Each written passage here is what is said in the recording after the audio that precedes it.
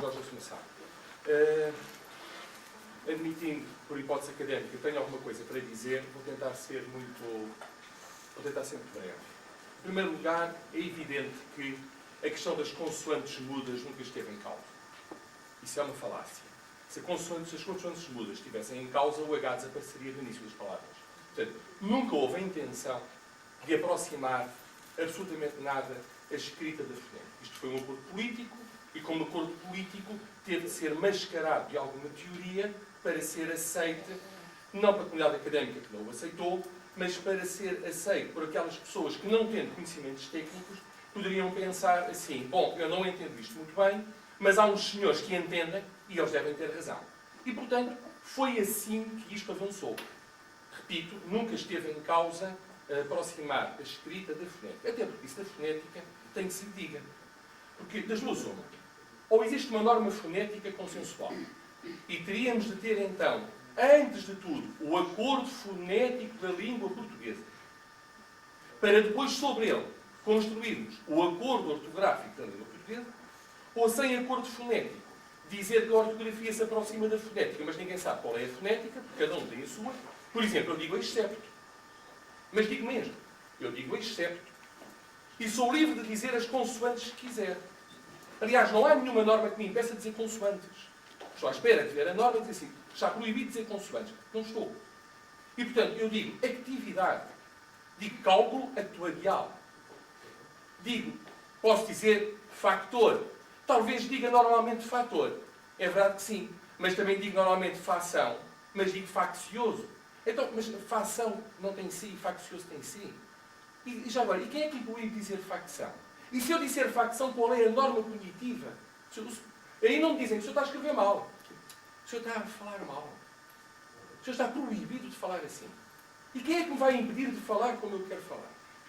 Depois é preciso ler o acordo. O acordo o que é que diz? Tem, na base 4, tem ali uma cláusula geral, na verdade são duas. Tem a ver com as facultatividades. É uma espécie de cláusula geral, porque tenta estabelecer um critério, mas deixa o critério tão aberto que cabe lá tudo ou não cabe lá nada. E depois tem uma outra imposição, que é a da vinculação da escrita à fonética, quando, indubitavelmente, não é esta a palavra que é usada na base 4, mas diz quando nunca se pronuncia, peço desculpa, invariavelmente, o invariavelmente pressupõe que alguém definiu previamente o que é a pronúncia culta.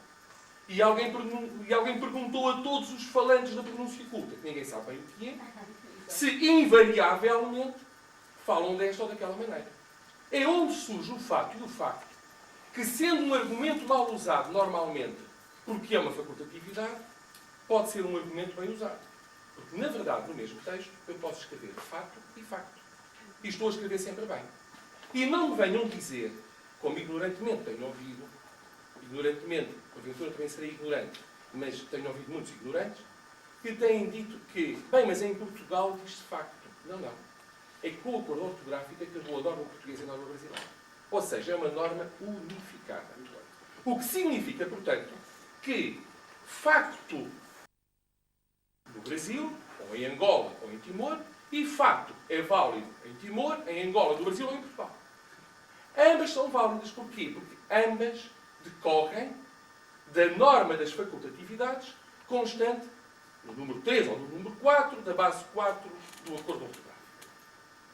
Ou seja, o acordo em vigor definiu regras abertas, critérios abertos e cláusulas gerais. Mas não particularizou nenhuma delas. O que levanta um outro problema. Como é que pode estar em vigor uma norma quando ninguém reduziu a escrito essa norma? Dizem, bem, mas existe o LINCE, o corretor, que é o novo corretor. Não é corretor de bolsa, é corretor ortográfico. Existe o LINCE. E existe o vocabulário ortográfico. Sim, mas esses foram encomendados pelo Estado a alguém que, lendo o acordo e não sabendo o que é que lá cabe, fez como se faz no albergue espanhol. Encontramos lá tudo o que lá pusemos. E, portanto, puseram do lado, não do lado da norma, mas a jusante da aplicação da norma, aquilo que a norma não continha.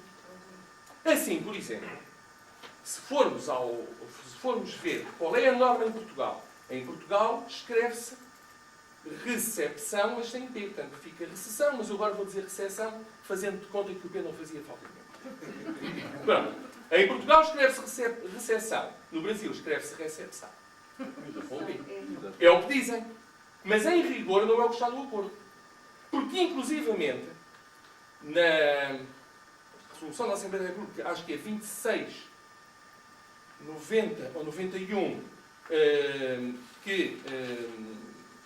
digamos que aprovou para ratificação o acordo ortográfico, há uns exemplos.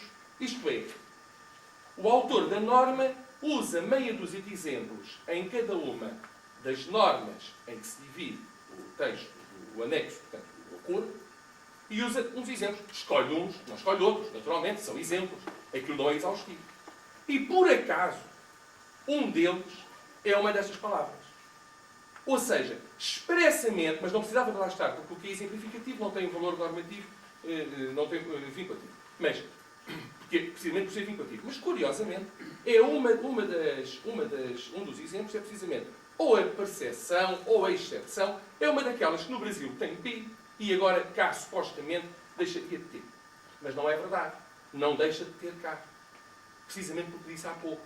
A partir do momento em que é facultativo, eu posso escrever como eu entender dentro da margem da facultatividade. Então quer dizer que os autores do vocabulário ortográfico e do índice fizeram uma opção dentro da norma. Eles substituíram-se ao legislador. O que quer dizer, portanto, que em vez de situar a jusante da norma, situa-se a montante da norma. E dizem assim, isto é o que a norma pode conter. Portanto, legislaram em vez do legislador e nós passámos a ter uma empresa qualquer que desenvolve software a legislar em Portugal. Sobre a nossa língua. Sobre a nossa língua. Agora,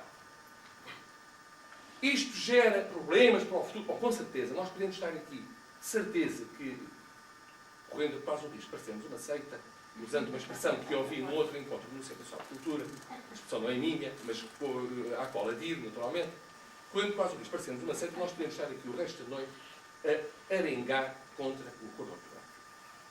Mas isto tem um efeito interno. Para o exterior surge o problema que já foi aqui também salientado. É que isto já está a ser posto em prática como se fosse verdade. Ou seja, não se discute, é dogmático. E é dogmático da pior maneira. É dogmático no sentido quase religioso do termo. Não se pode discutir. As pessoas serão punidas. As pessoas serão punidas. Não porque a norma abriga qualquer punição, mas isso não é preciso, porque há estatutos disciplinares nas empresas, no Estado, etc., que permitem punir a desobediência a uma ordem. E eu, naturalmente, compreendo que as pessoas não possam fazer a desobediência. Porque nem toda a gente tem meios para desobedecer. Felizes têm meios para desobedecer, mas nem toda a gente tem meios para desobedecer. As pessoas têm de agarrar o seu emprego, a sua profissão, etc. Portanto, isto não pode deixar de passar ao crivo de quem pôs isto em vigor. Quer dizer, ou através da Assembleia da República, ou através dos tribunais, eventualmente, em ações laborais, por exemplo, se houver alguém punido e que não se conforme com essa punição.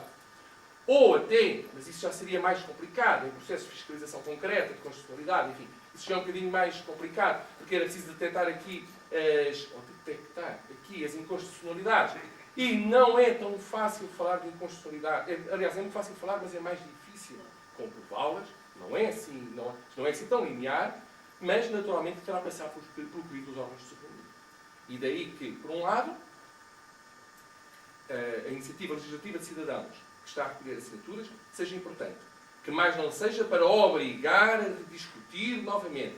E nessa altura esta energia toda vai ser necessária, porque vai ter de haver muito barulho em torno disto. Porque se não houver barulho, vai passar discretamente com umas abstenções. Enfim, há pessoas que naturalmente não estão de acordo com isto e tal, e vão se abster. Umas idas à casa de banho, não. Umas idas à casa de banho, eventualmente. Um ou outro até votará contra, mas a maioria vai votar a favor do acordo e, portanto, contra a iniciativa legislativa de cidadãos. A não ser que haja barulho, e nessa que ele seja feito. Finalmente, e apenas para salientar um ponto que referi, mas que não é demais de referir, não há norma portuguesa. Não há norma portuguesa. Só existe, nos termos do novo acordo ortográfico, uma norma unificada. O que significa, portanto, que dizer isto não muda assim tanto, porque em Portugal continua a escrever-se desta ou daquela maneira, é mentira. Leiam o acordo e tirem as vossas conclusões. É mentira. O acordo unifica. E ao unificar, permite que eu escreva mesmo facto, ainda que pronuncie facto. Porque ninguém vem perguntar como é que eu pronuncio. O que importa é o que eu escrevo. E, portanto, isto é importante, porque continuamos a ser envenenados com a ideia de que existem duas normas. A norma do acordo lá e a norma do acordo cá. Não. Só existe uma norma. Mas essa norma, repito, não está no acordo. Deveria ter sido feito pelas academias que criaram o acordo, em mau hora, diga-se, mas devia ter sido feito um vocabulário ortográfico unificado comum, que não foi feito, o que significa, portanto, que o que está em vigor não é nada. Em rigor, eu digo mais. O acordo ortográfico não está em vigor. O acordo ortográfico não está em vigor. O problema é que, para poder argumentar isto, não é aqui. É nas empresas e é no Estado, e a maior parte das pessoas, ainda para mais em tempo de crise, não está na disposição de travar essa guerra, e eu acho bem que não estejam. Compreendo. Mas não está em vigor, porque ao não ser feito o vocabulário ortográfico unificado, o acordo é impraticável. É impraticável. Já agora eu gostava que as pessoas que defendem o acordo me explicassem que lógica é que tem o egípcio ver do Egito, o faccioso pertencer à facção e a doença infectada. Isso é que não faz lógica absolutamente. Agora gostávamos de saber o seu nome. Paulo Jorge Assunção.